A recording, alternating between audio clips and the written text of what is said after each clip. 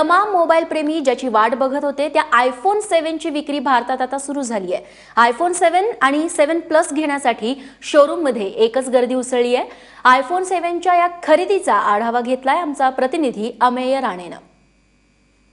मुंबईत आज iPhone 7चं दिमागदार launching झालंय आणि मी सध्या जुहूतल्या रिलायन्स डिजिटल स्टोअर मध्ये आहे, जिथं आयफोन घेण्यासाठी आपण बघू शकता की लोकांची अक्षरशः झुंबड लागलेली आहे। 7 वाजण्याच्या ठोक्यावर मुंबईत या फोनच्या विक्रीस प्रारंभ झालेला आहे आणि एकामागोमाग एक गिराईक रिलायन्स स्टोअरमध्ये गर्दी करतात। आपल्यासोबत असेच एक भाग्यवान खरं तर ग्राहक म्हणावे लागतील की ज्यांना बराच वेळ लाईनीत उभा राहून आता त्यांचा नंबर लागलाय आणि त्यांनी एक आयफोन देखील विकत घेतलेला आहे। सगळ्यात आधी तुमचा आयफोन दाखवा।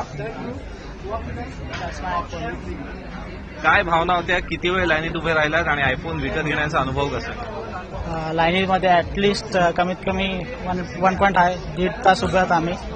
अँड देन आयफोन मेन तरी कोणाला गिफ्ट द्यायचा ही फिलिंग। अँड आयफोन म्हणजे आयफोन अशी वस्तू आहे की that cannot be describe. I mean, some things are that its greatness cannot be described. Just it can be felt. So iPhone is one of that product. iPhone तशी वस्तू आहे की आपण व्यक्त नाही करू शकत, जस्ट फील घेऊ शकता, इमोशन्स, त्याचे फिलिंग्स, त्याचा टच, त्याचे कॅमेरा क्वालिटी, OS एक्सेट्रा।